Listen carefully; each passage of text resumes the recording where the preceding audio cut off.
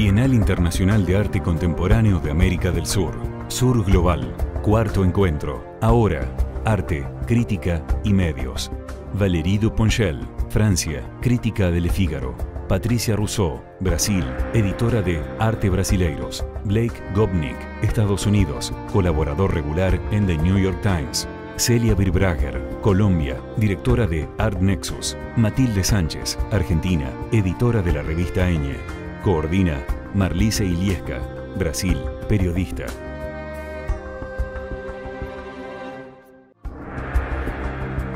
Valérie Duponchel, reportera en Le Figaro, es historiadora y geógrafa de formación y desde 1997 cubre la actualidad artística en Francia y en el extranjero. Es con una mirada de reportera que ha seguido la escalada del fenómeno que llamamos el arte contemporáneo, sensibilizada por el mercado del arte y sus récords. A través de sus reportajes en las ferias internacionales y en las bienales de arte, de Venecia a Shanghái y Estambul, de Basilea y Bamako a Liverpool, observa y describe este fenómeno. Recibió el Premio Internacional de Crítica de Arte de la Fundación Real de Moffarts. Patricia Rousseau, cofundadora y CEO de Brasileiros Editora y directora editorial de Arte Brasileiros, trabaja desde 1980 en la creación, planificación, desarrollo e implementación de proyectos editoriales para diferentes medios. Desde la Brasileiros Editora, patrocina y desarrolla diversos eventos culturales en los campos del arte, de la literatura, de la ciencia y la tecnología y de las tendencias y el comportamiento.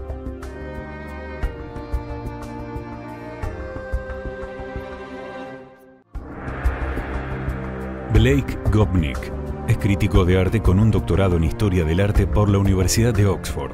Estuvo al frente de la crítica de arte del Washington Post y Newsweek y actualmente es colaborador habitual de The New York Times. Publica una columna diaria de arte en ArtNet News y trabaja actualmente en una biografía de Andy Warhol.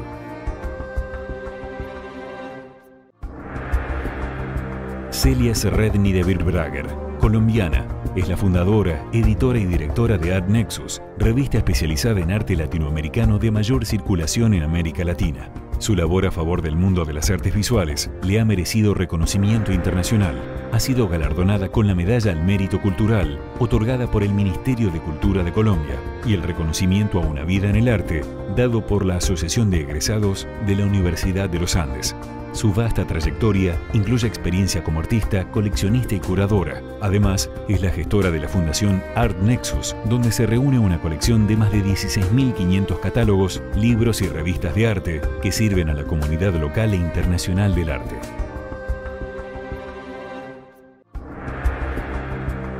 Matilde Sánchez. Nació en Buenos Aires, es periodista y narradora. Integró durante varios años el Círculo de Estudios Críticos de la Cátedra de Josefina Ludmer en la UBA. Se ha desempeñado en periodismo cultural desde los años 80, cuando integró el equipo de edición del suplemento dominical de Tiempo Argentino, dirigido por Osvaldo Cherkassky y Miguel Briante. Entre 2001 y 2003, dirigió el de Cultura y Nación del diario Clarín.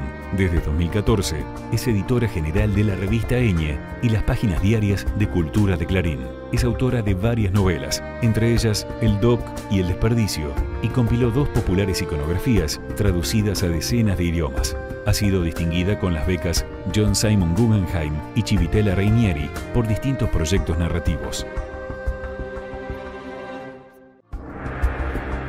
Marlise Iliesca Josami, periodista y curadora de arte, fue corresponsal internacional en París, Londres, Ginebra y Caracas. Estudió Historia del Arte en la Universidad de Londres. En Brasil, produjo las exposiciones Miles Davis, Estética Punk, Argentina Hoy y Obra Gráfica de Antonio Berni.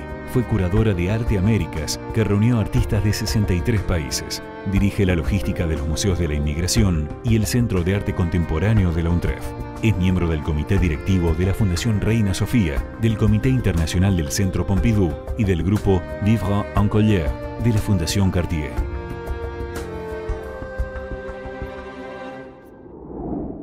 La idea acá es que sea una conversación muy tranquila, muy divertida entre nosotros, que compartimos en común la pasión y sobre todo la inquietud delante del arte contemporáneo y todo lo que pasa por el mundo.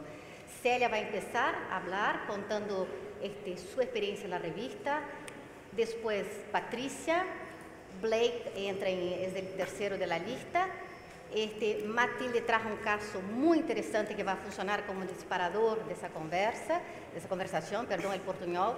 Y nosotras dos, esta brasileña y esta francesa, vamos a poner un poco de picante en esa conversación para que sea más interesante. Bueno, empieza Celia. Bueno, ante todo quiero agradecer a Aníbal Homsani, a Marlene Homsani y a Marina Wessler y a todo su equipo por esta invitación que encuentro muy interesante y enriquecedora.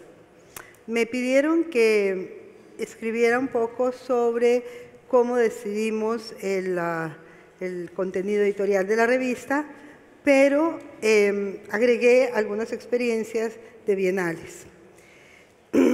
Entonces,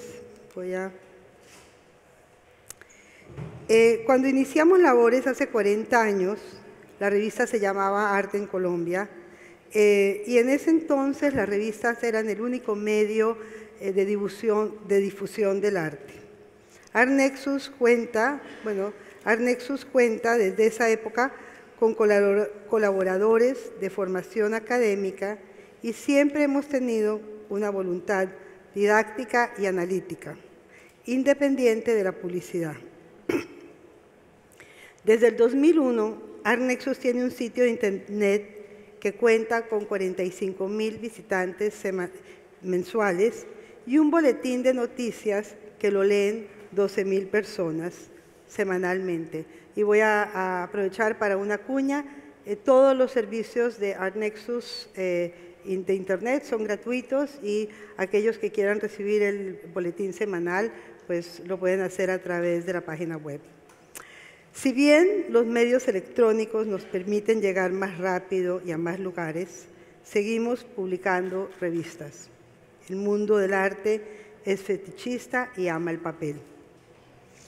El tema de la selección editorial de la revista es un tema complejo.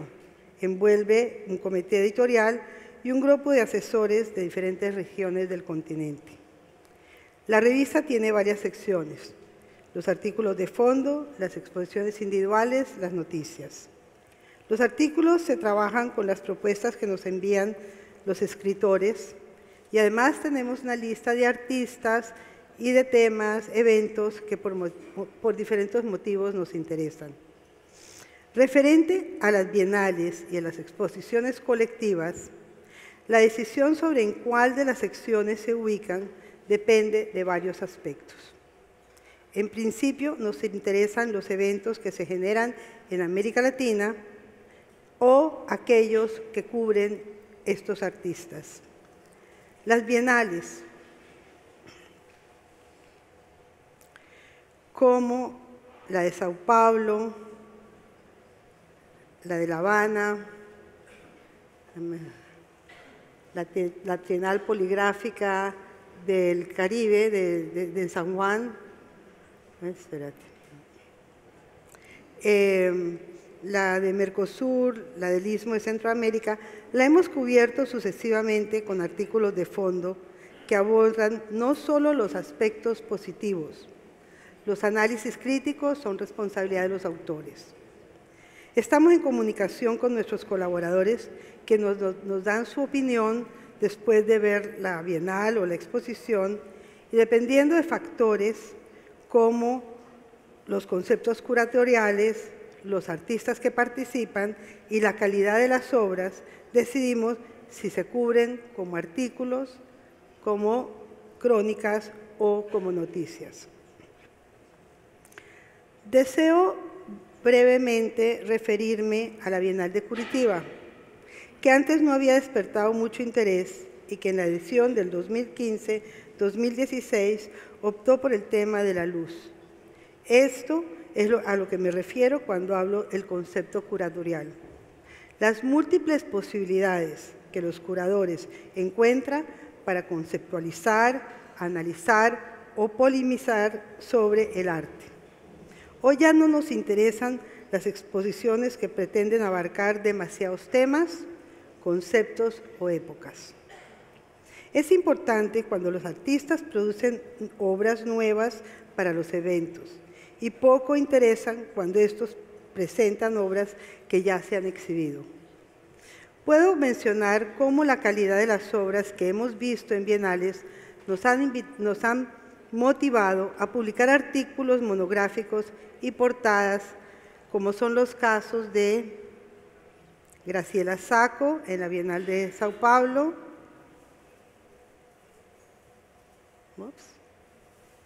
Adriana Varellao en la misma Bienal,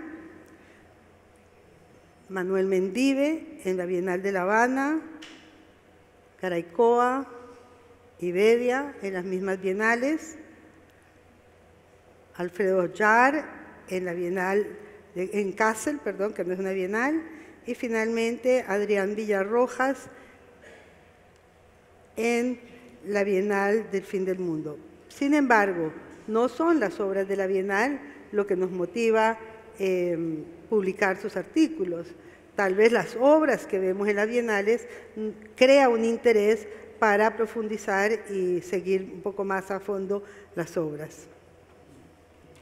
Un concepto que se ha manejado últimamente en las bienales es la distribución de las exposiciones por ciudades, que en algunos casos se han excedido y después de una larga y compleja travesía llegamos al lugar, está cerrado, a pesar de que en el programa dice que va a estar abierto, o llegas a un lugar donde no sabes cuál es la obra y ni siquiera los habitantes locales saben cuál es la obra. Esto me ha sucedido en la Bienal de Venecia, en Mercosur, en La Habana o en Guatemala. Y esta foto hago referencia a lo que voy a hablar próximamente. Revisando números anteriores, encontré que en la número 9 de Arte en Colombia, en 1979, como se llamaba inicialmente la revista, se publicó un artículo escrito por Carla Stelwell y voy a citarla. En Brasil se propuso reunir el arte de 10 países latinoamericanos que participaron menos de la mitad de los países latinoamericanos. Era la Bienal de Arte Latinoamericano y Simposio. El tema era mitos y magia. En todas y cada una de las bienales, cita ella, hay muchos mitos y en general muy poca magia. Tendríamos que preguntarnos si eso es cierto todavía.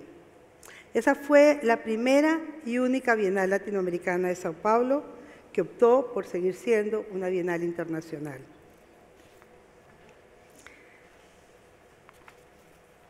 En términos de bienal, significa que se realiza cada 2 años, término usado en exceso y que no garantiza nada.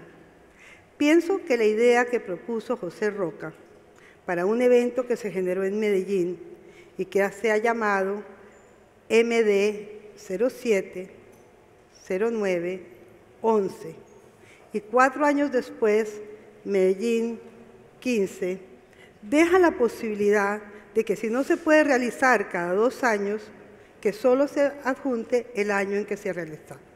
Estos proyectos de Medellín los hemos cubierto ampliamente, como en la más reciente edición. Quisiera comentar el caso de la Bienal de Centroamérica. En 1998 se creó la Bienal de Pintura del Istmo de Centroamérica, que era el resultado de la selección de varias bienales locales de los países de esta región. Esta bienal se va rotando cada 2 años en uno de los países centroamericanos.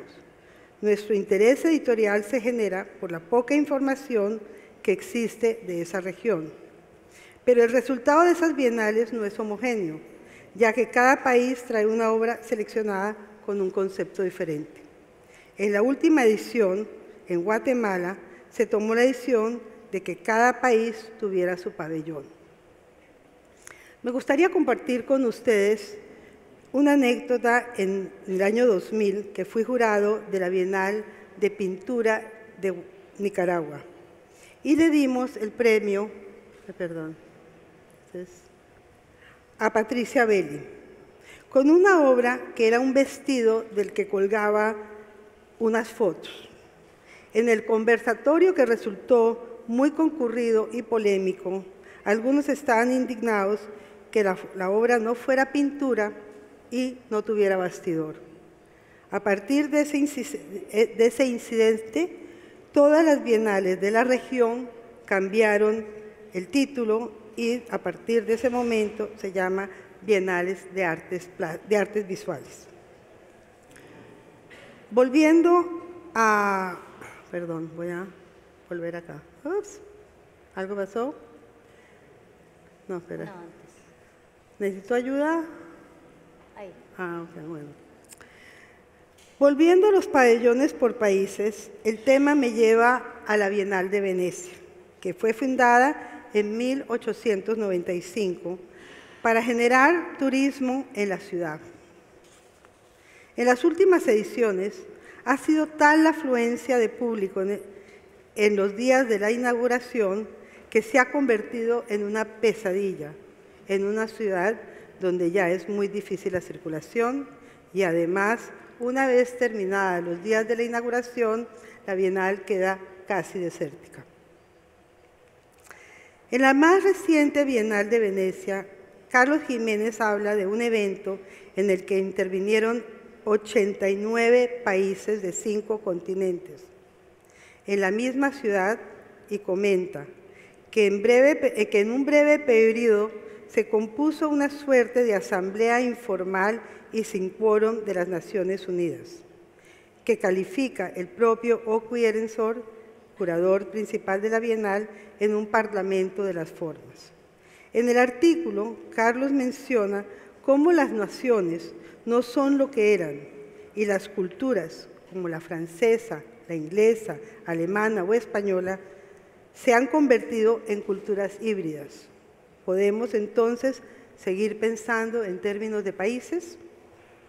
Carlos termina el artículo refiriéndose a los telones negros que el artista colombiano Óscar Murillo bloqueó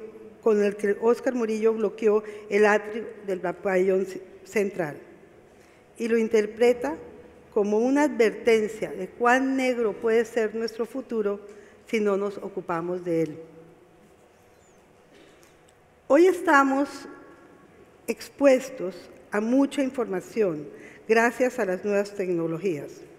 Se han multiplicado las ferias de arte y se habla de la bienalización de las ferias, que cada vez incluye más espacios curados. Al principio estas eran miradas con cierta duda y sospecha.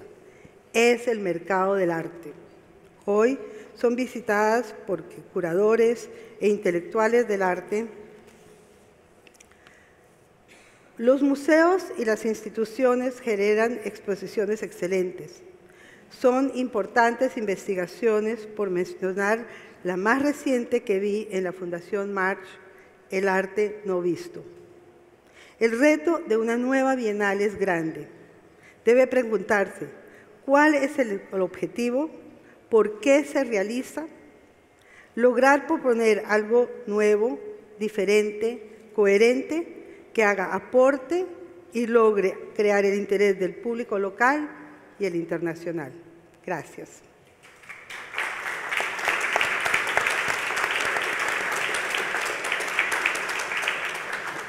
Bueno, muchísimas gracias. Ahora pasamos a palabra a Patricia, que nos va a contar la experiencia de brasileiro. De brasileiro. Bueno, antes de más nada quería agradecer muchísimo a los idealizadores de este proyecto. Primero porque para mí es extremadamente, en fin, interesante participar de una discusión latinoamericana, fundamentalmente por mi experiencia de alguna forma haber hecho eso en la carne. Soy argentina, ya hace 40 años que vivo en Brasil y con un percurso muy diferente, de alguna forma, que creo tiene que ver con la idea de poder pensar hoy la importancia que tiene la Bienal o los encuentros, que yo sí me gustaría diferenciar de lo que puede ser el encuentro de una feria o de un otro tipo de espacio en donde legítimamente tenemos acceso a una cantidad de información.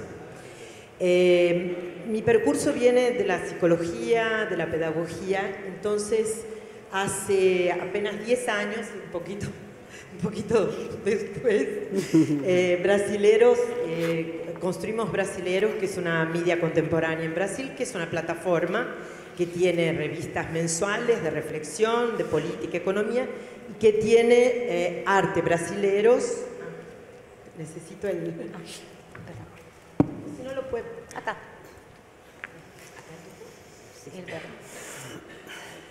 que tiene diferentes revistas, digamos, de reflexión. Lo que nosotros decimos es que hoy, bueno, en 2010 lanzamos en Brasil la primera revista focada en artes plásticas, editada en portugués, inglés y español. El objetivo editorial era y continúa siendo difundir el arte brasileño en Brasil y en el mundo y llevar el mundo del arte para Brasil. ¿Y por qué esto? Porque hay una característica en Brasil que es muy diferente a Colombia, a México y a todos los países latinoamericanos de habla hispana. Nosotros teníamos un doble, digamos, desafío, que era traer una cuestión de intercambio cultural para Brasil, que está definitivamente increíblemente desarrollado desde el punto de vista creativo, pero estaba muy afastado, digamos así, de lo que por cuestiones de lingüística y de educación pasaba en Latinoamérica.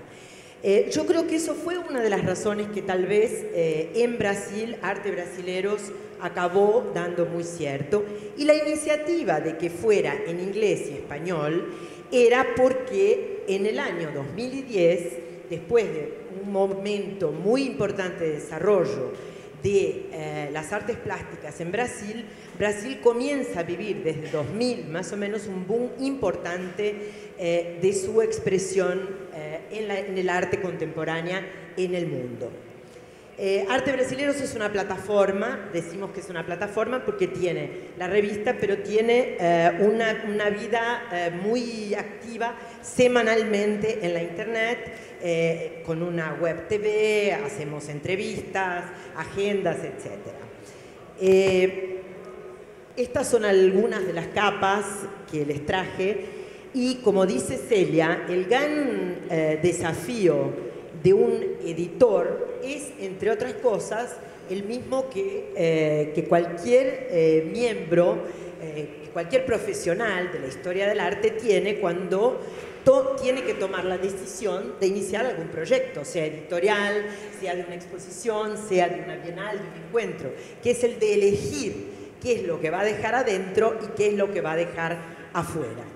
Nosotros no vivimos eso como una cosa autoritaria o equivocada, y sí como una elección que va a tener que tener un blended, que va a tener que hacer un blend, digamos así, en cada edición, de más o menos qué es lo que está siendo interesante para nuestro lector y más o menos qué es lo que está pasando en Brasil y en el mundo que puede ser interesante para ambos. Varias de estas capas tienen que ver también con momentos importantes de lo que ocurría en ese momento con el arte brasilero en el mundo. Entonces, aquella capa, la primera capa a la izquierda, tiene que ver con un momento de un auge de la performance nuevamente. Esta capa a la izquierda es un trabajo presentado en la Bienal de Venecia, y en este momento esta capa penúltima es la obra de Claudia Andújar en un momento en que en Brasil se discuten especialmente cuánto nosotros somos capaces o no de ser respetuosos con el otro, cuánto la alteridad en momentos de gravísima cuestión de segregaciones políticas o discusiones es fundamental tener, digamos, hacer uso de nuestra memoria y de la alteridad. Hicimos 5 años apenas ahora y como, en fin, tenemos un equipo de gente que está directamente relacionada a la historia del arte. No son todos periodistas, son críticos de arte, periodistas. Ana María Batistosi, que creo que está por acá, aquí desde Buenos Aires ha colaborado muchísimo con nosotros. Y en fin, Teresa Ruda en Alemania, gente, en fin, un grupo de gente que nos orgulla siempre colaborar con nosotros. Tenemos permanentemente la agenda de ferias, la agenda de lo que pasa tanto en la internet como la agenda de bienales, y esto no es un chiste. Esto es una manera, no es por acaso, esto es una manera de pensar la cantidad, ¿no?, de eventos que hoy nosotros estamos teniendo, ¿no? Y ahí Celia dice muy bien, hay una necesidad de hacer a veces una elección, ¿no?, de qué es lo que tenemos que efectivamente ir atrás. Lo que la revista también trae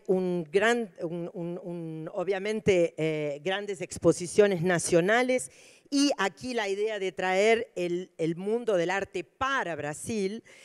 Nosotros tuvimos una experiencia lindísima con Malva y Proa, en donde en acuerdos entre Proa, Malva y Instituto Tomiotake, Pinacoteca, MAM y MASPI, se pudieron llevar exposiciones enormes, como la de Ron Mueck, como Yo-Yo Kusama, como la de Louis Bourgeois, en fin, exposiciones que serían imposibles trasladar en sus itinerancias, ya que ellas pasan por San Pablo, por Río de Janeiro y muchas veces el Nordeste. Solo para que ustedes piensen, bueno, es muchísimo más difícil irse de San Pablo a Fortaleza que irse de San Pablo a Buenos Aires o es hasta más costoso.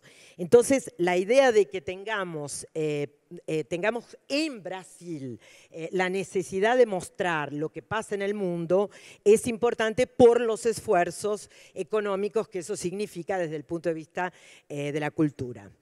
Tenemos una sesión dirigida a los artistas, Ana María Maiolino, en fin, siempre estamos destacando artistas y vamos haciendo como por épocas. Entonces, en este caso, Ana María Maiolino y Sildo, que no sé si está por ahí. Aquí es un chiste con desvío hacia Obermelio. No un chiste, es una alusión al trabajo del desvío hacia el rojo, que es la obra de él, que está en Iñotín, que fue una de las primeras de él. Y de nuevo, en un momento en que Sildo es una referencia para nosotros como un artista contemporáneo que consigue, en nuestra opinión, juntar dos elementos, que son, y ahí me gustaría hacer referencia al concepto que Josamic trajo, de si tenemos que hacer una diferencia o contraponer la belleza a la actitud o a lo que podríamos decir un cierto activismo político, y yo creo que se puede efectivamente encontrar ese medio término que hace con que entonces el arte efectivamente emerja, que haga de la obra un acto político y no apenas el discurso un acto y la obra una otra cosa. Yo no quiero extenderme mucho con el tema, pero solo quería traer una cuestión. Yo había traído algunas cuestiones sobre bienales. no se puede hablar del arte brasilero y del arte latinoamericano sin mencionar que Brasil lanza en 1950, más o menos, la primera Bienal, que en aquel momento es la más importante después de la Bienal de Venecia. Y esto, solo esto es una cosa interesante, solo para que ustedes vean, muestra la irrupción del fenómeno bienal. Yo creo que la idea de Celia también es buena porque ahora hay muchas bienales. Entonces, por ahí llamar primer encuentro, segundo encuentro latinoamericano, tercero o cuarto, tal vez hasta nos vestiría de una obligación, ¿no? De un mandato. Pero lo que yo creo que sí hay que referendar es que el concepto de bienal... a mí me gustó mucho la idea de Luis Pérez Oramas, que es un curador del MoMA, cuando hizo bueno, yo la traje después, cuando hizo la Bienal de Brasil, la inminencia de las poéticas. Y él dice, las ferias son fundamentales. Nosotros tenemos ahora casi 25, casi 30 ferias. En 1950 no existían las ferias. Las ferias son un espacio increíble. Arte Va es un espacio en donde las personas se encuentran y también discuten. Pero no hay cómo no sentir que uno surfa en el arte. O sea, uno va pasando y mirando. La Bienal, de alguna forma, cría una cosa que nosotros sentimos que cría significados. O sea, ella cumple una función de crear significados, sea porque estamos ya desde ahora discutiendo y pensando cómo se juntan las ideas y qué representan y qué no, hasta lo que se decide hacer desde el punto de vista de las temáticas o de las maneras con que se eligen, ¿no? Las representaciones que van a cumplir con esa exposición. Acá lo simpático en ese sentido es ver lo que significaba el arte moderna para los brasileros en el año 50. O sea, hay gente mirando con una cara de desesperación un móvil de Calder, no de desesperación, de admiración, ¿no? Entonces, bueno, es como que en ese momento entran en contacto efectivo con el arte moderno. Y, bueno, lo que pasó en esa Bienal es que se llevó a Brasil no sé cuántas obras, se llevó el Guernica.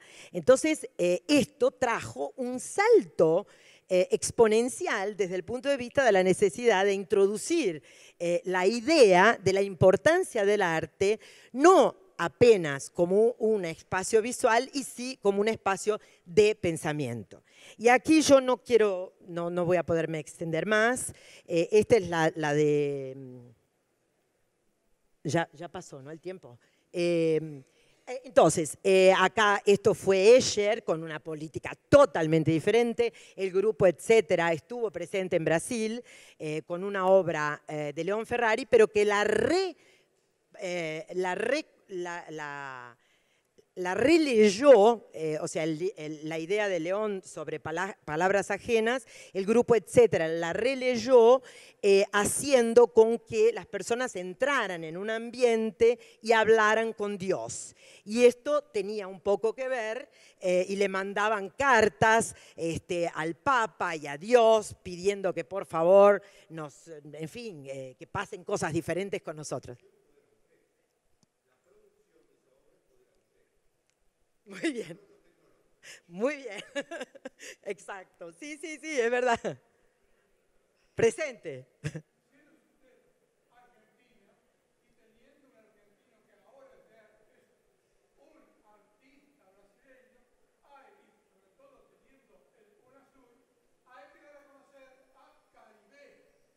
Sí.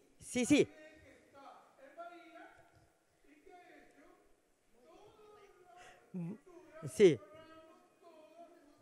Después seguimos con él cuando seguimos la conversación sobre los artistas. Muy sí. bien. Muy bien. Y entonces acá era nada más que para decir que hay diferentes maneras de hablar en cada bienal. Entonces la primera es la inminencia de poéticas. ¿Cómo se vuelve? Por el rojo. La primera, cómo hablar de las inminencias poéticas, cómo hablar de cosas que no existen, el estado de las cosas. Esto es una obra de Komatsu que cuando en la Bienal de Venecia se habla también del estado de las cosas, Komatsu dice, bueno, una falsa libertad también es el estado de las cosas. Y para terminar, cuando yo digo que para mí yo tengo una historia diferente que en mi historia particular, de venir específicamente de la historia del arte, en el caso de la Bienal de Estambul, Caroline Bakargiev hace una propuesta de un proyecto al cual los diferentes artistas responden con diferentes propuestas. O sea, no hay una obligación, pero ella dice, vamos a hablar de lo que pasa en el Bósforo, de la realidad del Bósforo, y a partir de ahí se entra en una propuesta que es una propuesta inclusive pedagógica del siglo XXI, en donde las disciplinas no son más solamente disciplinas, y sí el saber y el conocimiento es interdisciplinario. Entonces, lo que llamamos del pensamiento complejo, de Edgar Morin, etc. Entonces pasaban cosas como aquella fórmula que fue pintada en el Museo Moderno de Estambul. Las personas veían esa fórmula y la veían apenas como una intervención. Y después íbamos a la isla de Bocayuva y una otra artista, Pinar Yoldas, turca, hace un sistema, hace una gran escultura alrededor de un barco en donde usa la fórmula de hidrodinámica que el otro artista colocó. Con eso, con eso lo que hay es una respuesta a que el arte es también un intrincado de pensamientos, de ideas, y por eso a mí me parece que esta discusión y esta iniciativa puede ser muy linda. Muchísimas gracias.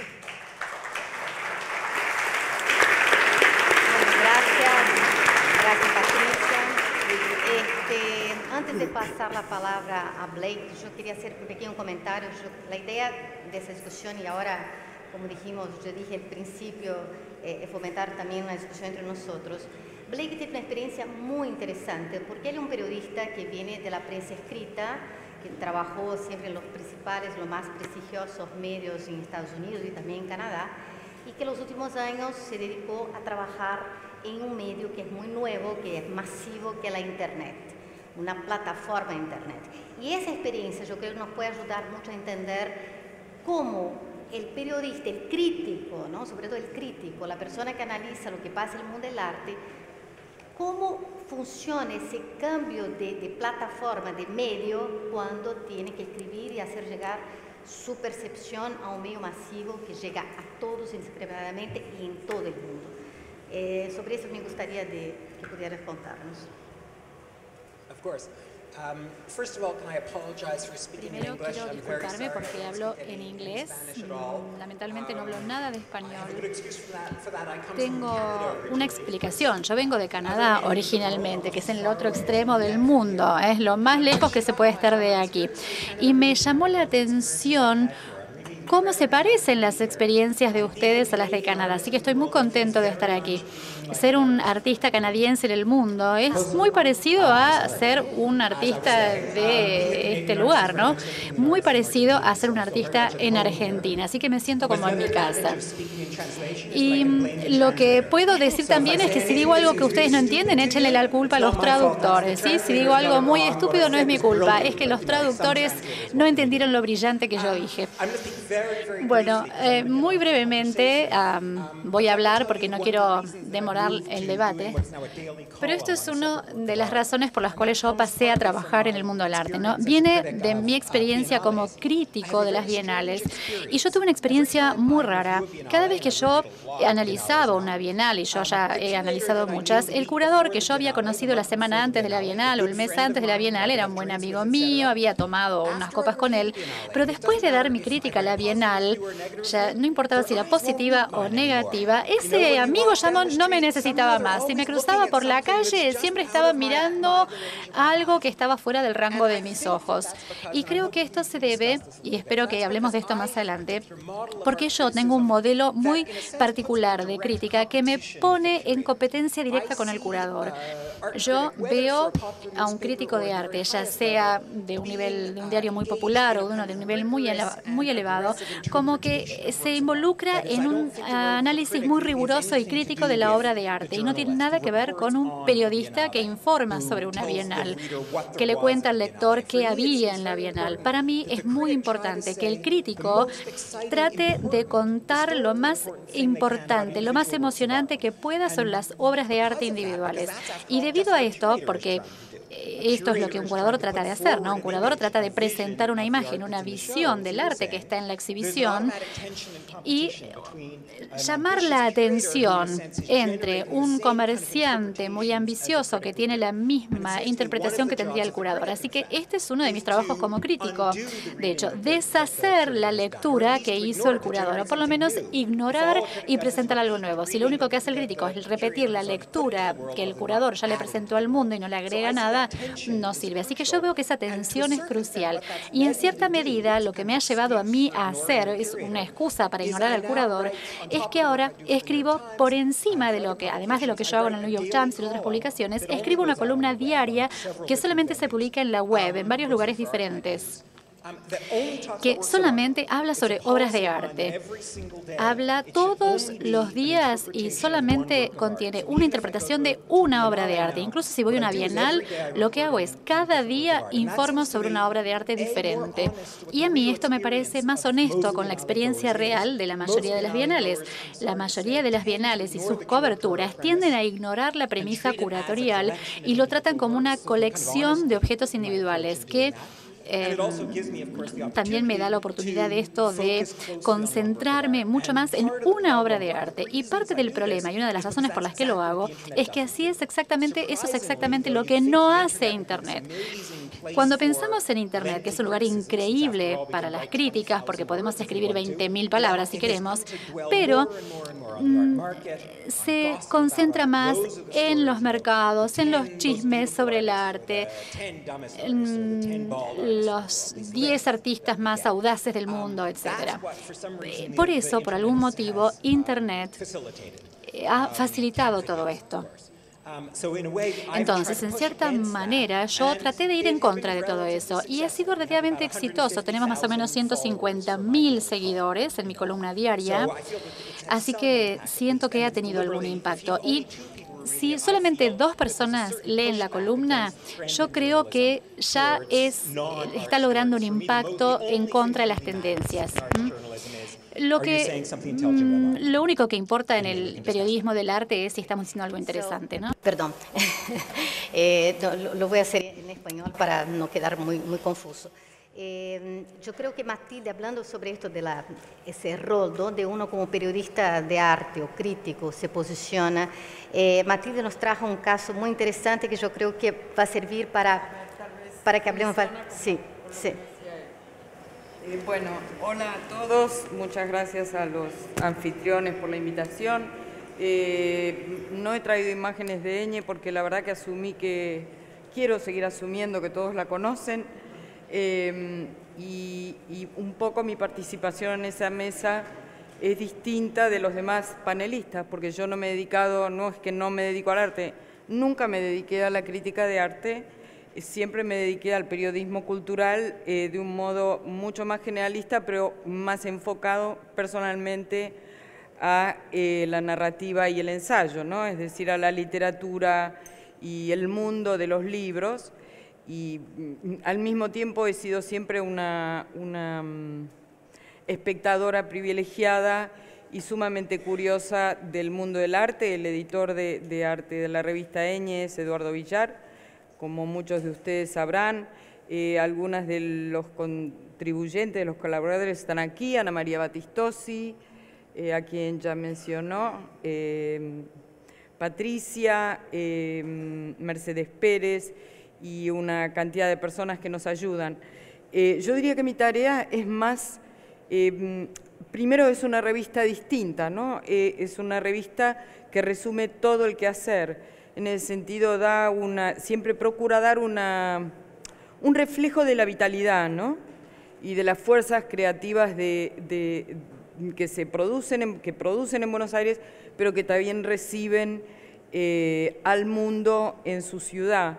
Quiero decir que tanto el arte como la literatura son para mí, y el mundo de las ideas, que me importa muchísimo, y en el que trabajo con mucho detalle y muchísimo entusiasmo, se explican por algo que también mencionaba ella, ¿no? El tema de las ciudades como espacio que aloja y que entra en una dinámica tan singular, y particularmente en las bienales.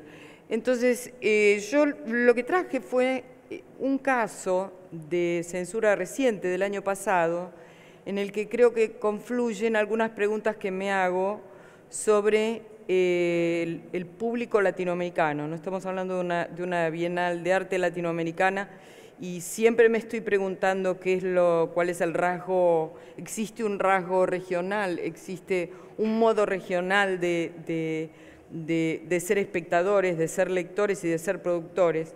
La segunda pregunta que me hago siempre es un poco lo que mencionaba él,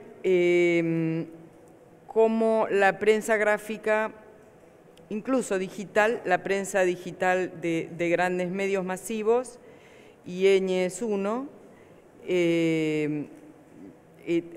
está en una permanente redefinición con el tema de las redes sociales y la web, ¿no? Que hoy es un centro también de creación gigantesco. Bueno, yo les voy a leer lo que traje. Lo voy a abreviar mucho, porque eso me pidieron, para que podamos conversar más. La pregunta que nos convoca: ¿cómo editar una publicación cultural masiva en nuestros días? ¿Cómo se decide lo que se incluye y excluye? En otras palabras, ¿cómo distinguir lo relevante? Pone en primer plano una cuestión anterior, que es la transformación profunda de todo el campo. Digamos, tomo hasta el año 1995. Me refiero a la aluvional invención de lenguajes, a la aluvional producción de contenidos culturales, la gigantesca, insustentable cantidad de libros editados también sobre arte, la inmensa cantidad de obra producida en estos momentos a toda hora en todos los puntos del globo, en una era ya marcada por el paso del espectador a la figura de consumidor de cultura, a la categoría de artista, productor cultural y gestor.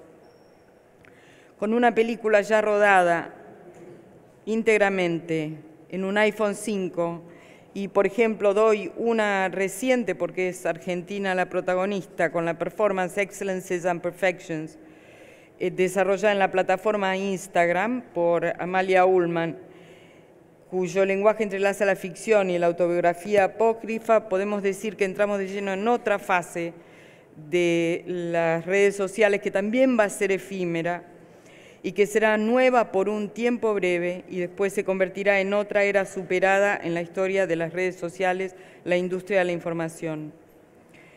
Yo pertenezco a la generación de periodistas culturales que comenzaron a trabajar en medios masivos con la llegada de la democracia, ¿no? A mediados de los 80. En esos años de modernización, que tenían a unos pocos periodistas formados para lo que iba a venir, me da gusto reconocer que esa modernización no comenzó por los grandes medios o los medios de grandes tiradas, que no consideraban el arte más allá de un par de columnas semanales de expertos, sino que comenzó en pequeños diarios, mucho antes de que llegara la web. De ahí se multiplicó y se ha vuelto transversal en una infinidad de terminales y portales, que a su vez explican la multiplicación de artistas e iniciativas. Estamos lejos ya de esos años en que un blogger festivo al frente de un sitio exitoso, digamos, con 6 meses de ejercicio, se sentía facultado para impartir clases de periodismo a los periodistas. En lo personal, yo siento que la amenaza de los portales ya pasó. Ellos ganaron. Hoy vemos que no solo los medios masivos, sino el arte, incluso ve arrebatada su influencia acerca de la idea de qué es ser un artista, qué es un autor. Las redes sociales ya tienen la primicia, basada sobre todo en la velocidad, pero eso no quiere decir que los medios masivos no tengan hoy, tal vez más que nunca, un aporte irreemplazable. Me refiero a la gráfica, pero también a los sitios digitales. Yo tomé dos casos, en verdad. El primero era el de Ferrari, pero voy a pasar por alto porque asumo que más o menos lo siguieron personalmente. Pero un caso de censura, porque me parece que es una obra que no fue censurada en una Bienal de San Pablo y que fue censurada el año pasado en el MACBA de Barcelona, para ver cómo la prensa gráfica y digital masiva entró como en una especie de carrera con la web, ¿no? Acerca de los discursos y las etiquetas que se le ponía a ese caso. A mediados de marzo de 2015, debido a desavenencias entre el equipo de curadores y el Museo MACBA por la obra de Haute Couture de John Barker y Inés Dujac, el Museo barcelonés el MACBA canceló la apertura de la exposición La Bestia y el Soberano, título de un ensayo central de Jacques Derrida, basado en el Leviatán de Hobbes y que estudia los fundamentos de la soberanía y la autonomía individual. Se ha cumplido exactamente un año de ese episodio y quisiera repensarlo con ustedes porque alumbra las relaciones entre el arte y la cobertura de las bienales y de un modo más general también abarca la literatura, la producción editorial y las publicaciones de cultura en este estado de refacción permanente que les mencionaba antes. Algunos detalles de la obra, no sé si la tienen presente. Se trataba de una muestra que llegaba a Barcelona desde Alemania. Al momento mismo de conocerse la censura, se dijo que Haute Couture justamente mostraba al ex soberano Juan Carlos I siendo sodomizado por la activista boliviana Domitila Chúngara. ¿La tienen presente? Yo la pasé la imagen. Que es una luchadora por los derechos humanos de los mineros durante las dictaduras de Hugo Banzer y de Barrientos. A su vez, Domitila es sodomizada por un ovejero alemán. Los tres se apoyan en un colchón de cascos herrumbrados de la SS. Domitila también tiene un casco que entabla un diálogo bastante singular con los cascos de las SS. Lleva un casco de minero. La verdura en la boca del monarca, que es un conocido, asumamos por un rato que es el Juan Carlos I, ¿no? En verdad se parece. La verdura en la boca del monarca, un reconocido cazador de elefantes y otros grandes trofeos, no sugiere el vegetarianismo, sino que es una planta de girasol, según la autora, según la artista, que es la flor emblema del nazismo. Confieso que cuando se mostró en la Bienal de San Pablo, yo pensé que era la zanahoria que estaba usando Domitila, pero lo vamos a dejar acá. Cuando la obra de Dujac fue presentada en la 31 Bienal de San Pablo 2014, en la revista Ñ no nos preguntamos qué hacer. Nos llegó como una obra más, era curiosa y hasta tenía un componente humorístico que apreciábamos. No contábamos con video en ese momento en San Pablo y en tanto prensa gráfica no siempre podemos dar a conocer obras en 3D, es una limitación. La mayoría de las veces tenemos que mostrar imágenes de obras. Esto, por un lado, simplifica las decisiones, pero admitimos que la potencia se ve restringida o limitada, masificada de un golpe, digamos, pero masificada, simplificada, no sé si es claro. En este sentido, si bien la prensa siempre está amplificando simplificaciones, estas hoy resultan mucho más ecuánimes o menos simples de las que confrontamos con las simplificaciones de la web. Podemos recordar que cuando se presentó Haute Couture en la Bienal, como les decía, sus autores no personalizaron al soberano como tampoco a Domitila, sino que ambas figuras fueron descritas e interpretadas de modo totalmente genérico para un público latinoamericano, en sus roles de poder, de retaliación, en el juego de subalternos explotados. De hecho, la Bienal misma enfrentaba en ese momento, los que fueron van a recordar, un torbellino importante entre los curadores y las autoridades paulistas debido a la cuestión bien distinta del patrocinio israelí de esa Bienal. Si sintetizamos en una crítica política, la obra planteaba una crítica política totalmente historicista, o sea, era un momento, la CSS, un momento de la lucha de los mineros. Y no se percibía el componente de caricatura en el 2014, en el 2014, al que sí se le dio muchísimo acento el año pasado. Dentro del proyecto mayor de Barker y Doujac, que se llama Loom, Shuttles and Warpaths, que sería telares y caminos de la guerra, esta obra que vimos fue descrita originalmente como una representación visceral de la explotación, es decir, como dije antes, en términos genéricos. Ni siquiera aparecía en el primer plano de las interpretaciones la crítica al colonialismo europeo, que luego se destacó el año pasado, ni sobre la influencia, que era un elemento bien fuerte, de los perpetradores alemanes en sus refugios latinoamericanos, por ejemplo, que tanto eco podría haber tenido en San Pablo, que ha sido uno de sus santuarios históricos. En ese momento, la reacción había sido la que les mencionaba, y hasta el tema de, digamos, la alusión a la Segunda Guerra Mundial apareció suavizada por la cuestión de la pelea institucional por el patrocinio israelí. Fue recién en 2015, en la escena catalana, que potenciaba el conflicto con la monarquía española, que la artista aludió a las identidades del caballero sodomizado, de la minera y otra serie de cuestiones como la que les mencionaba de la verdura. En 2014 elegimos esa imagen entre las muchas ofrecidas por la Bienal para nuestra portada.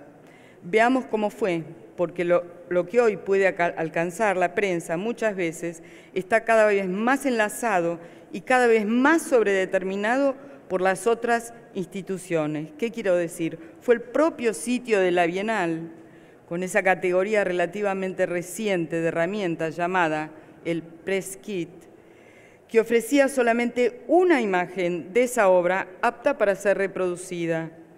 La muestra siendo contemplada por una visitante de la Bienal con gesto de disgusto o perplejidad, la clase de gesto que, pensamos sin mucha originalidad, apelaba e incluía al espectador disgustado ante la obra y ergo luciría menos agresiva para una tapa colgada en los kioscos y también abriría como header de nuestro portal.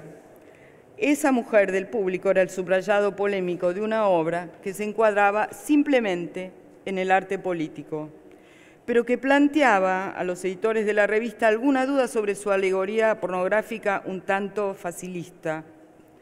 Por unas horas de esa mañana de un sábado, Haute Couture sería la tapa de la revista, hasta que los usuarios de las redes sociales esa misma tarde se apropiaran de la imagen y volvieran a deslindar la obra de Doujac de la publicación que la había convertido en su portada. Pero al día de hoy, esa obra no ha podido librarse de esa mujer brasilera que la contempla con disgusto. Ha sido la imagen más viral de la obra, la más reproducida. Una palabra más sobre una revista de artes generales como Eñe. Y esto tiene un ribete más personal. La obra también tenía el nombre, una parte del proyecto de Loom Shuttles se llama, esta obra está incluida, Not Dressed to Conquer. Tal fue el primer título del proyecto y alude a una frase anticélebre que, según los artistas, fue dicha por unos vagabundos limeños en 1691 para diferenciarse de la vestimenta empleada por los colonizadores. Así se vincula con el título de esta sección Haute Couture, alta costura. Es leitmotiv de un trabajo de investigación sobre la historia de la industria textil original andina y su apropiación por parte de la industria estadounidense y alemana, y de ahí el título de Loom Shuttles. Estos fundamentos se encontraban en la web al momento de la Bienal de Sao Paulo, pero no fueron replicados, no los tomó el periodismo, no los vimos, no estaban en la web, tuvieron visibilidad luego. Ocupados, como estábamos, por lo que mencioné antes, ¿no? El tema de la polémica tan fuerte con el patrocinio. Siento que en ese momento algo importante perdimos, pero siempre queda más por desplegar, y es lo que se puso en primer plano el año pasado.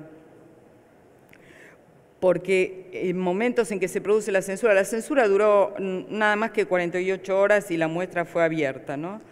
Hubo una confluencia enorme de todas las redes sociales y los portales digitales y de la prensa escrita a favor de que se levantara la censura por el simple hecho de que pudiera parecer una caricatura del rey Juan Carlos. Hay que decir que la reina Sofía es una especie de patrona del MACBA de Barcelona, ¿no? Y eso no facilitaba las cosas.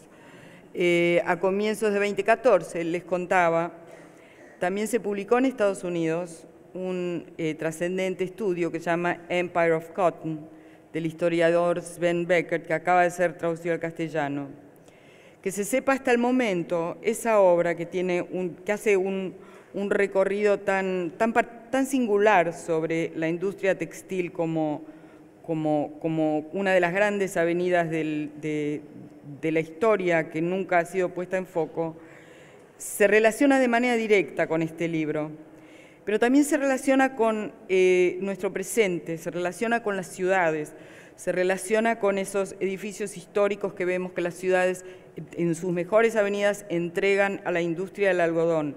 Me parece que una revista está no solo para cubrir, grande en el sentido de materia abarcadora, está no solo para hacer las coberturas de las bienales, para seguir el panorama del arte como tratamos de hacerlo todas las semanas, pero también para establecer este tipo de relaciones que restituyen memoria, que es algo que está bastante erosionado a partir de los portales de la web.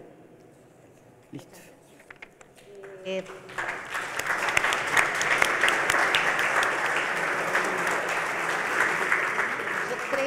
Yo creo que este ejemplo que nos trajo Matilde es muy interesante para empezar a hablar sobre esto, dando la oportunidad exactamente a Valérie para empezar a hablar, porque yo quería saber la opinión de todos ustedes, hasta qué punto la prensa, los críticos de arte, de los medios especializados, que tienen una responsabilidad, se puede decir así, pero son los que más tendrían los mecanismos para legitimar lo que es el arte, puede convivir exactamente con ese discurso muy armado de instituciones y del mercado. ¿Hay espacio para disentir o no? Para disentir o no. A disentir del lobby o de la voz que tenemos hoy del mercado cuando legitima una obra de arte, o de instituciones como un museo o como una galería. ¿Cómo ustedes, qué libertad tienen ustedes aún que escriben sobre el arte para posicionarse en determinadas situaciones como esta? Me gustaría pedir disculpas porque no puedo hablar en español, es muy primitivo mi español, por eso voy a hablar en francés. Voy a hacer una pequeña puesta en perspectiva para explicar o para seguir un poco lo que acaba de decir Matilde. Más cerca del micrófono, por favor, se está escuchando muy mal lo que ella está diciendo desde la cabina. Creo que esta polémica, bueno, hay otros ejemplos que nosotros hemos tenido en Francia, por ejemplo, Coutillon el año pasado, tienen que ver con la revolución que ha sufrido el mundo de la prensa. Esto ha seguido la revolución digital, digital y que ha provocado la desaparición de algunas cuestiones de seguridad. Por ejemplo, yo trabajo en un diario de quality paper que ya no existe más, papel de calidad. Esto ya no existe porque la revolución digital ha mezclado completamente la calidad misma de los soportes. Los diarios más serios fueron reemplazados por la plataforma web que los integró y ha sufrido una especie de fenómeno tabloide. Entonces, a través de esta manera, se presenta la polémica. Evidentemente, todo lo que es escandaloso en el mundo de la web es necesario reaccionar de una manera muy marcada. Esta plataforma vive a través de la cantidad de clics, de la cantidad de seguidores. Entonces,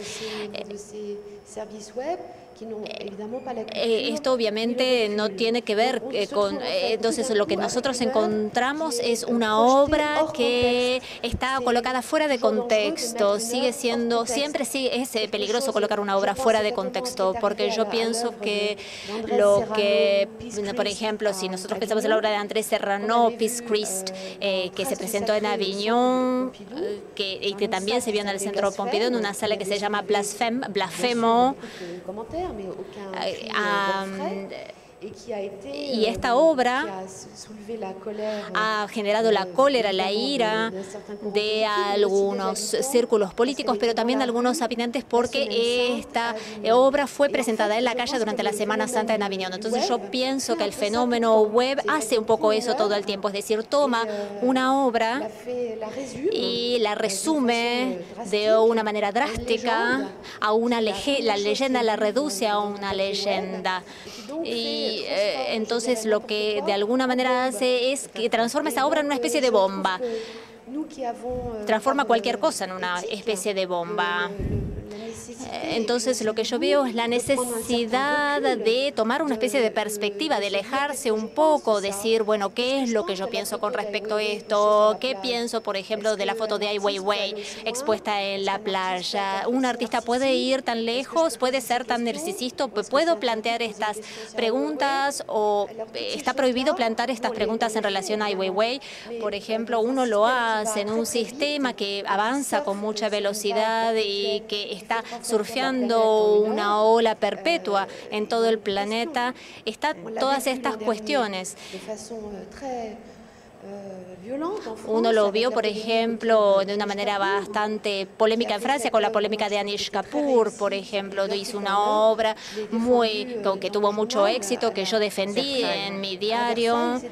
Fue una obra que fue expuesta a los jardines de Versalles. Se trata de una gran escultura abstracta que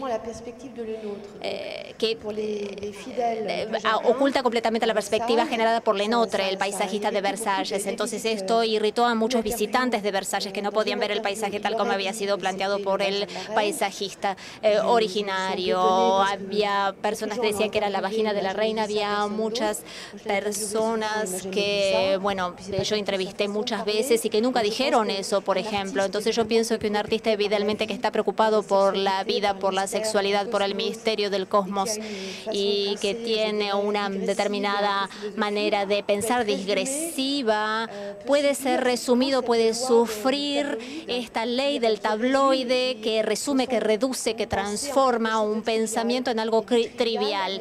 Y bueno, desde lo trivial uno pasa al escándalo, del escándalo nace la polémica y después está el vandalismo. En un país de derecha, por ejemplo, para una obra que fue encargado por una institución en un jardín que ya está formado, por ejemplo. Entonces uno llega a tener posiciones o posturas absurdas. Pero yo estoy de acuerdo con Blake. Yo encuentro que si los críticos quieren estar a tono con la web, obviamente la web es una herramienta muy veloz y es una herramienta que no está limitada por el lugar geográfico. Bueno, y bueno, es muy largo de describir el hecho de lo caro que es el papel y que el papel termina siendo un valor mercantil. Y bueno, uno puede escribir hasta el fin de sus pensamientos. Por ejemplo, yo lo utilicé los medios para Anish Kapoor. Yo lo entrevisté en cuanto se habían iniciado los actos de vandalismo. Bueno, yo lo entrevisté rápidamente en ese mismo instante y esto fue publicado en la web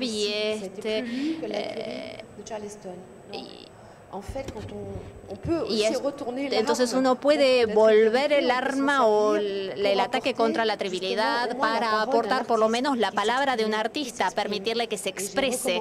Y bueno, yo cuando él fue condenado por el Tribunal de Versalles y lo obligaron a retirar las injurias racistas y antisemitas que cubrían su obra.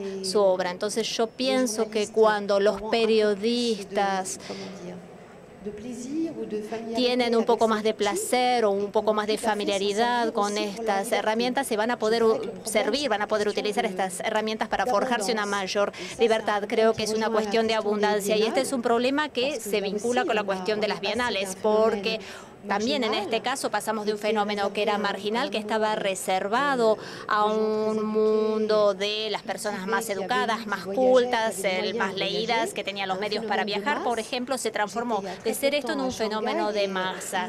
Hace poco estuve en Shanghái, Wu Chi, que es el fundador de la Bienal de Banjul y que es el presidente del Comité de Bienales en este país, me dijo que hay 240 bienales en este momento. Entonces, ¿quién puede cubrir en este momento 240 bienales? ¿Y quién tiene ganas de ir a 240 bienales, no?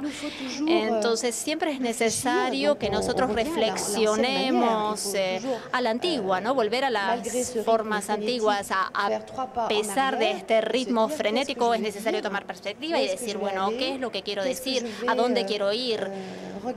¿Qué es lo que quiero observar? ¿Cómo lo quiero contemplar? El curador, por ejemplo, hace un esfuerzo de disertación, es decir, una gran disertación con respecto a una obra de arte. Bueno, yo voy a criticar esa disertación en el sentido positivo del término, ¿no? De criticar. Y después voy a tratar de preservar y de guardar una cierta frescura en relación con lo que yo contemplo, permanecer sensible a una obra de arte. Por ejemplo, lo digo para Cassel. Este es un trabajo maravilloso, el trabajo de Ana María Maiolino, por ejemplo. Yo he adorado este trabajo en el documenta. Es un pequeño pabellón en los jardines, es todo un trabajo con cerámica y muchas personas no lo habían visto. Este era un pabellón que estaba mal indicado en la exposición y bueno, yo creo que la alegría de esta manifestación fue de poder ver este trabajo. Bueno, yo la quiero felicitar porque ella está acá. ¿Un comentario? Yo quería solo hacer un comentario con relación a lo que vos preguntaste, si había desde el punto de vista de dos cosas. Primero, no lo acabé diciendo, pero sí, nosotros si decidimos hacer una cobertura tenemos que tener la libertad de poder decir lo que no nos pareció que ese proyecto desarrolló. Entonces, por ejemplo, la última Bienal del Mercosur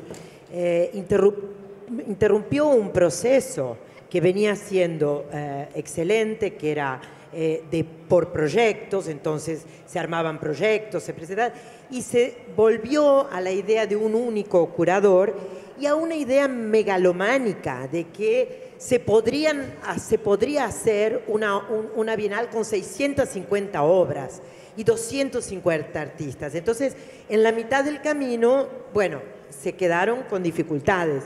Entonces, yo creo que eso, el buen senso y también en la planificación, tiene que influir. Entonces, en nuestro caso dijimos, bueno, esta Bienal fue un desastre. Realmente no cumplió con los objetivos. La otra cosa es con relación a los medios. Concuerdo plenamente. El problema de la Internet es el uso del medio. Entonces, se No el medio en sí, descontextualiza completamente. Nosotros empezamos ahora a hacer una cosa, una inversión un poco mayor, que es, en el caso de Arte Brasileros, grabar 2 o 3 o 4 entrevistas por semana para contextualizar el discurso. Entonces, por ejemplo, el artista mostrando la obra, mostrando...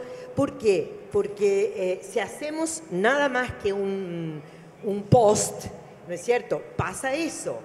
Bueno, este es el costo del culturalismo que ahora, ¿no? Antes hacíamos las materias, es diferente en la revista. Entonces, en la internet tenemos que hacer otro tipo de investimiento. Inversión. De inversión. Can I respond to something? Yeah.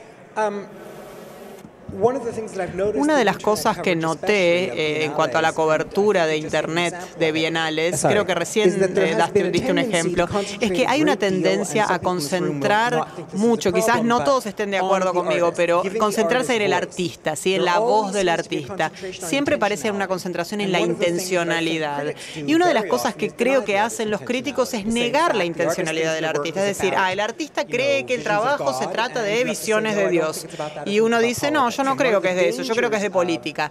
Uno de los peligros de Internet es, por algún motivo y por este enfoque en la personalidad, es que hay un constante énfasis en entrevistar al artista, averiguar cuál es su intencionalidad.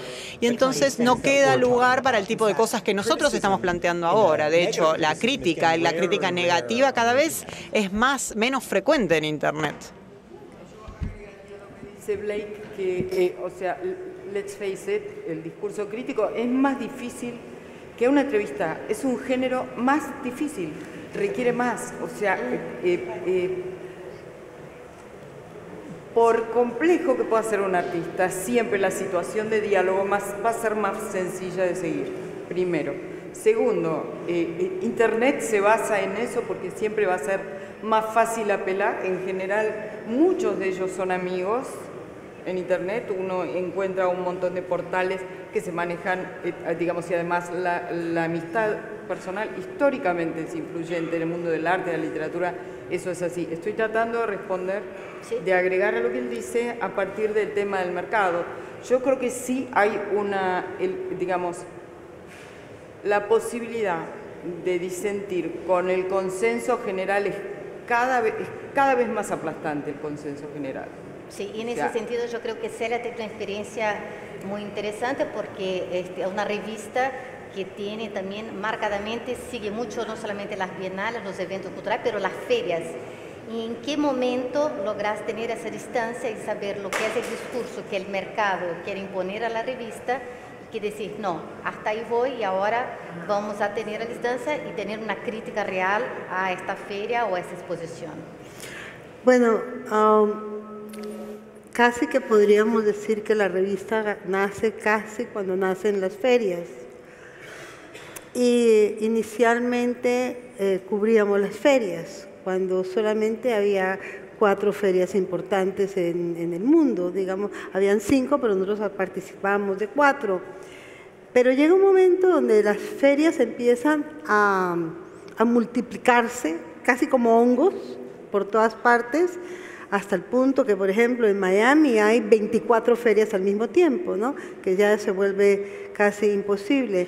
Entonces llega un momento donde además deja de ser totalmente interesante cubrir las ferias por la cantidad de obras y porque además se vuelven a repetir, ¿no? Las mismas galerías vuelven y llevan las mismas obras. Las que no vendieron acá vuelven y las venden, las llevan a otro lugar. Pero al mismo tiempo, las ferias empiezan a sofisticarse y empiezan a hacer exposiciones, como por ejemplo en el caso de Basilea, que hace el espacio de los projects, ¿no? Y que casi son tan importantes o mejores en muchos casos las obras que lo que uno ve a veces en la misma Bienal. O sea, de pronto te presenta... Hay un desplazamiento de roles, ¿no?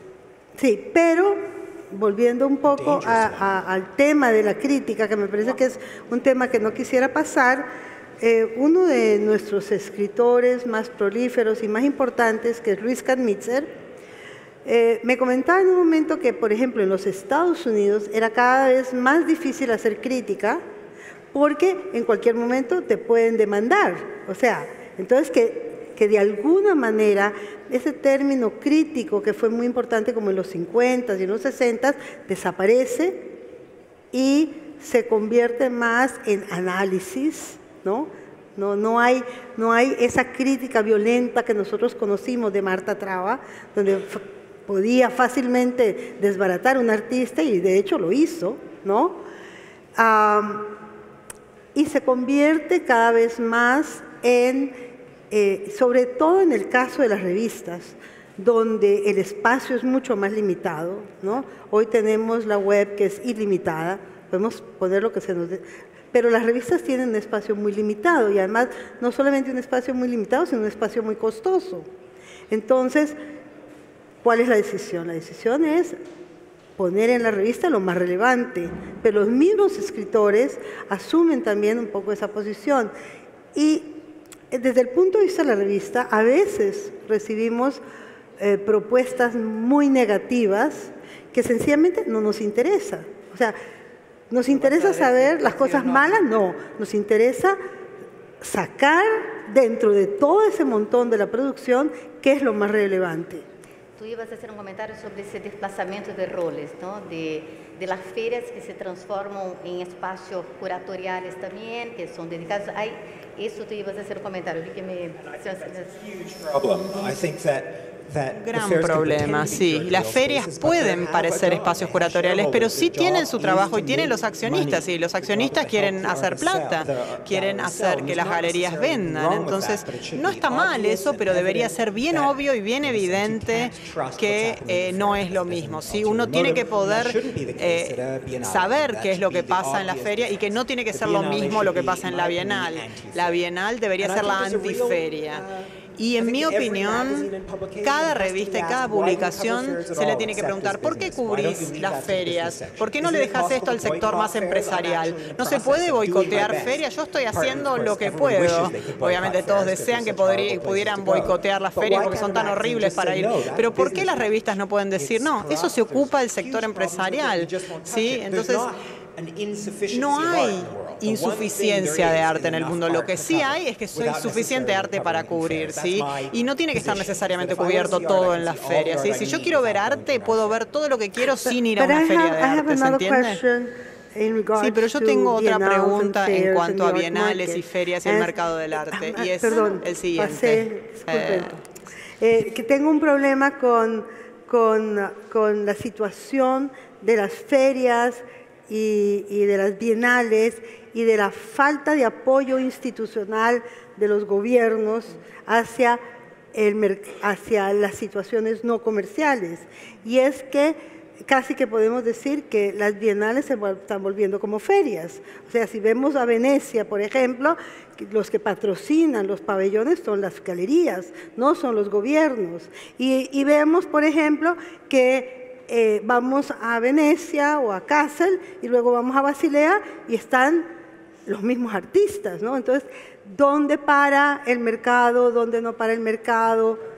¿Cuál es la situación? ¿Cuál es la situación? Es que ya no hay una diferencia, ¿no? Ya no hay una diferencia, en parte porque cada vez los gobiernos apoyan menos las instituciones y cada vez es el mercado el que sostiene todo ese engranaje.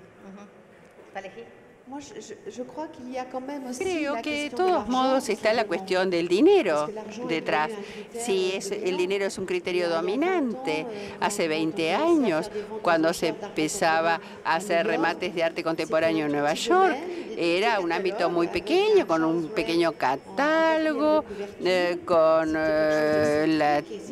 Charles Rey en la parte posterior de la tapa, era algo ya raro. Bueno, con respecto a las ventas de arte moderno, eran las reinas del mercado, pero efectivamente ahora Arte Basel tiene en el stand que presenta obras monumentales, hay un teléfono portátil, pero en la Bienal de Venecia para mucho. Para las exposiciones encontré que era muy bonito, que había otra situación que presentaba 1 millón de euros y es mucho dinero, 1 millón de euros. Hay investigadores que trabajaron durante meses para inventar un sistema y en definitiva se desperdició una hoja de papel, de porclé y color. Hay una relación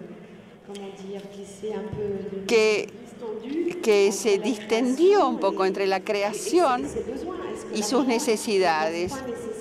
El dinero es necesario para crear. Ese es el debate que viene, creo, realmente.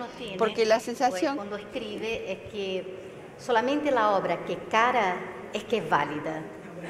Y esto es muy interesante. ¿Cómo es posible plantear una otra situación donde una obra tenga calidad por sí misma, por su potencia artística, y que necesariamente no sea una obra cara y que necesariamente no sea una obra que pueda ser aceptada por el mercado, ¿no? O sea, yo creo que eso también es algo que nosotros podemos discutir desde nuestro lugar de personas que cubren el mundo del arte, que acompañan todos los procesos y tomar esa distancia y pensar, bueno, ¿hay algo distinto pasando?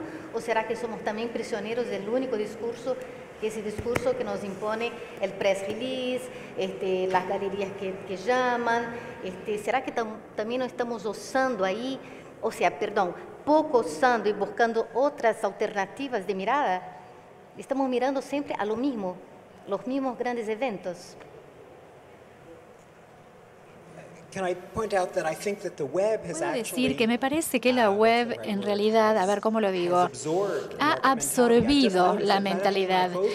Valerie y yo, los dos dijimos que, bueno, yo dije que tengo 150.000 seguidores, vos dijiste que en tu columna de entrevistas es lo más popular, que haces toda la web. Es esencialmente un modelo corporativo, ¿no? Google es una corporación que hace muchísimo dinero y creo que toda la cultura ha absorbido la noción de que la cantidad es igual a calidad. Cuanto más hits tenemos, mejor fue la historia. Cuanto más seguidores tengo, mi trabajo es más importante como crítico. Seguro, yo sé que no tengo 150.000 seguidores en el Washington Post, pero tal vez si tengo 5.000, 1.000, no es un problema. Pero en la web, este modelo numérico está infectando los museos también, ¿no? Que para ellos el éxito de un show o la calidad se basa en la cantidad de visitantes. Ese es el modelo.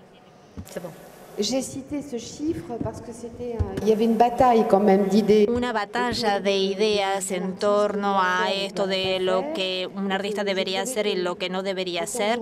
Y lo que encuentro es que como periodista, como ciudadana, yo también tengo ganas de expresar otras cosas.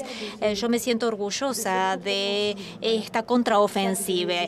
Por eso yo uso las cifras. Por otro lado, yo no pienso que las cifras tengan que ser el criterio, o sean el criterio. Lo que yo quiero decir es que, en efecto, uno puede hacer algo más profundo, más de calidad, dar la palabra, por ejemplo, a los historiadores del arte, a los artistas, a los curadores, cosas como más serias, que son conocidas como más abstractas también. Y bueno, así uno puede alejarse de las cuestiones digitales y las plataformas de un gran diario, por ejemplo, que también tiene su poder. Uno puede utilizar estas herramientas, para hacer otras cosas, para hacer cosas diferentes, inclusive de manera individual.